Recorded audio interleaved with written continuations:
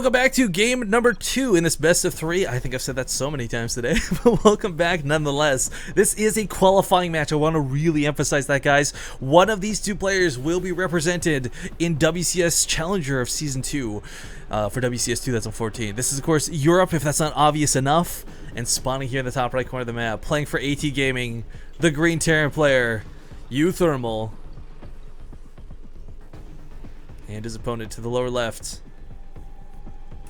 From Rego Squadron, the Blue Zerg player, Hope.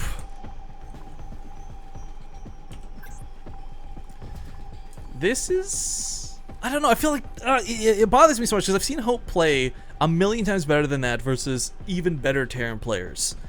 I think Hope is... I want to say rough around the edges from that first game, but it's not like he's out of the series. He's got 2 games to bring it back, and I can certainly see him doing that, but the problem remains, uThermal's a very strong player, and it's not going to be easily handled.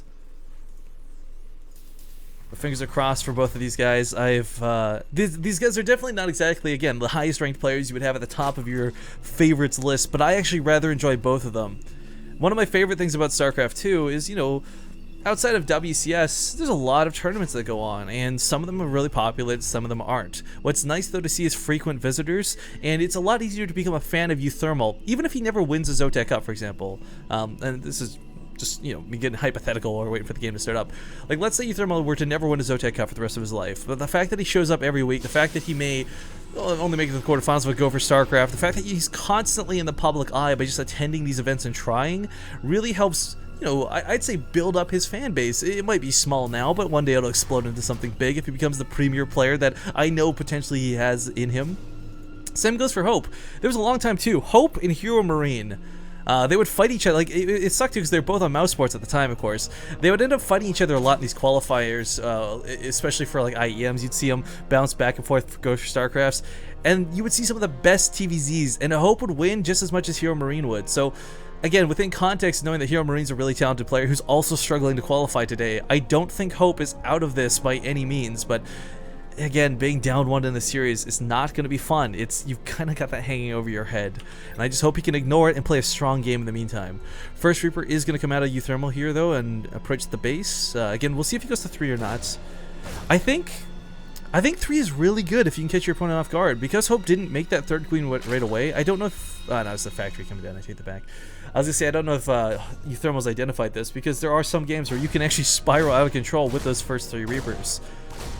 There's a lot of units in StarCraft 2 that are like that as well, where the unit itself is okay alone. It's not good, it's not bad, but if you can, you know, do a little bit too much damage, it can snowball very quickly, and Reapers are certainly one of those units.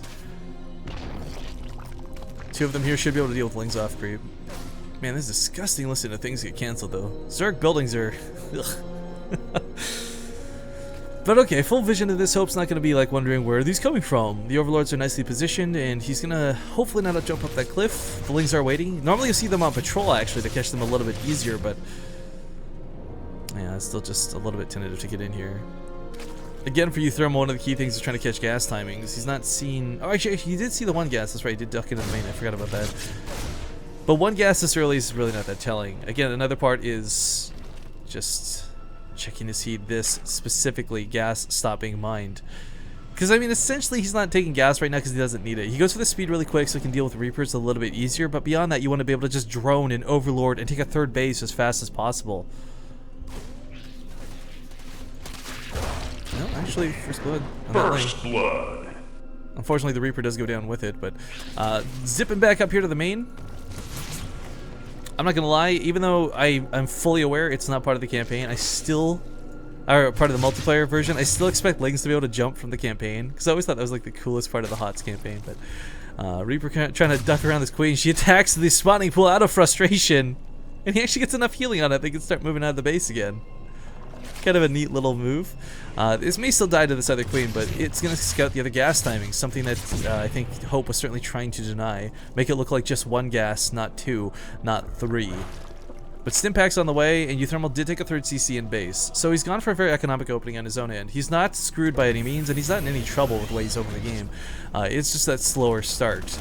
It's worth noting too, uThermal's not the player to go for Banshees. It's kind of funny too because we see Hellion Banshee become, I don't know, more and more popular every time we see players like QXC execute it, but uThermal is not going to get the Overlord, or maybe, hang on. Okay, the Overlord does go down. Really nice catch. Catching an Overlord's always nice in the early game. Not only does it, you know, denote a whole larva that has to go to replacing it, but prevents an Overseer from morphing in later, right outside your base for all of that wonderful free scouting information. But, alright, the Evolution Chamber wall is starting to get erected here. He wants to make sure that the Hellions don't come in for free. As far as uThermal is concerned, though, you know, maybe pick off a Creep Tomb or two if you can. Nice cancel out of Hope to make sure that it doesn't die for free. And a hatchery at third, soon to be discovered. Hopefully, ideally. While we're in a bit of downtime, actually, hang on, we might have a bit of an engagement getting set up here. He did just make 14 more legs. Again, with Stim Pack and +1 on the way, we're going to see uThermal eventually follow this up with double drops if he can pull it off. He was denied last time because of the scouting, but this is a really powerful way to open the game if you can get that Marine count up and the medevacs out quick enough. At any rate, I do see a very... Let's just see a wide opening for these Hellions to get in there with those Lings backing off, but now he's got to be careful, trying to get towards that ramp.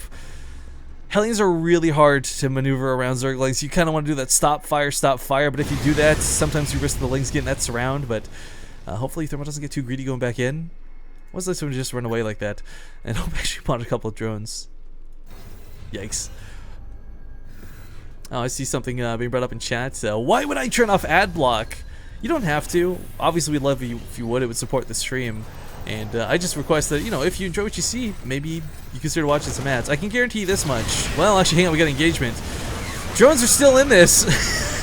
Definitely a bit of a misclick. Pulls them back a little bit too late, but these Lings get absolutely squashed. The good Hellion control, I wouldn't even call it great, but the good Hellion control out of uThermal did keep those alive and dealt damage to those Lings in a big way. Sending these back home, you know, losing Lings like this is not that big of a deal, but if you lose Lings, then you don't have Banelings as the follow-up. But 24 more Lings are coming out of this, and looks like Hope is going to be taking a fourth, so not quite going for that necessary all-in, but still looking for ways to punish uThermal's third.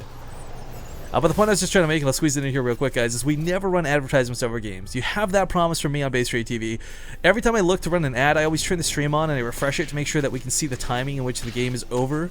Because I gotta be honest, that was the #1 thing for me when I got into casting StarCraft 2. I hated watching like MLG run ads over game time. It's the most frustrating thing ever. Speaking of frustrating, a couple Lings are getting way too many SCV kills. Marines do turn around and pick it off. But the Mutalisks are finally coming into play. 1-1 weapons are coming up for Hope, and this is strange too because I gotta be honest, guys. It's quite often that you'll see 1-1 finish up for a Zerg player, not so much for the Terran. But hey, whatever works for him. As he starts pushing forward here, he will be on even footing for a little bit. Bailing speed is so close to finishing. Engaging this off of creep is nothing shy of suicidal.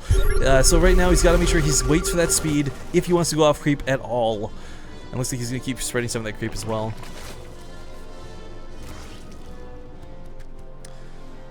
But okay, Banelings are waddling out. There's that speed. Centrifugal hooks rolling in.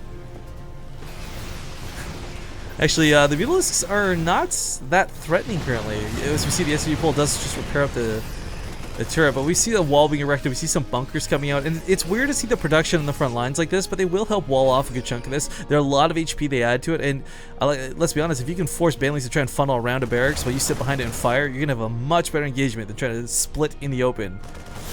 Anyways, Mutalisks are going to be picked off here. A bit of careless control here out of Hope. A couple of Banelings are trying to roll around. If the Marine was not there at the Watchtower, he probably would have just gone straight for that mineral line. It's so good if a Zerg player can get a couple Banelings squeezed into that. It's such a low investment for such a high reward. But that's why you see a lot of Terran players go for this wall off. Sometimes bunkers even come down behind it. But uThermal, he's happily on 3 bases, so is Hope happily on 4. 79 drones looks like a lot, and it kind of is, but it's going to give him the economy to trade out constantly and consistently throughout the series. Again, go with the Hellbats, kind of a cool decision. Mutalisks could possibly pick off some of these medevacs. Both players are, not to take too overcritical analysis here, but both players kind of a little bit out of position throughout the different courses of this game, and Series 1 for that matter, but trying to get that engagement. Does get a nice wraparound on the Hellions. Banelings starting to roll in here, and the Mutalisks, well, they're going to zone out the medevacs while the Marines try and kite backwards away from these Banelings. Can he clean up the engagement on the left? Because he's lost the engagement on the right. He threw away a lot of Banelings in that attack too, and looks like he may not have done enough. Round 2 of Banelings is morphing in, but you want to already have these Banelings ready to go. This is the biggest problem when dealing with Terran Bio as a Zerg player. You're constantly out of Banelings. If you can keep round 2 available behind this, you're always going to take a secondary engagement. But unfortunately, with the pre-splits and this base being driven back, Oh no, the fourth base is discovered as well. uThermal going to lose, or be able to take this down most likely. Bailing's forced to engage into this. They do get a couple good hits off, but again, the pre-spread out of uThermal is a little too good, and Hope is on the rocks, guys. This is his qualifying match. He gets a small counterattack with the Mutalist while this goes off, but not a lot of SCVs killed, and certainly not a lot of economic damage done. Worth noting, though, Hope did pull off his drones, and he's only going to really lose hatcheries. The fourth base may lose. I think the drones might could have cleaned up these Marines. They've overstimmed at 5 HP. The drones can punch these Marines to death. 2 punches because they got 1 armor, but still a punch nonetheless. Focusing on what's going on around his third, though. Rallying units across the map. uThermal's got about 11 Marines coming out at a time. This certainly outdoes the amount of Baling production that Hope currently has. And the army supply is just double that of Hope. But if Hope can get one good engagement, if he can force the Marines to clump up and eat those Banelings, this looks a little bit different. Drones being slaughtered in the hatchery with 29 health. Please finish this, uThermal. 23 HP. The Hellbat can go finish the job. Mulos are trying to focus these down, but unfortunately there's just not enough of them.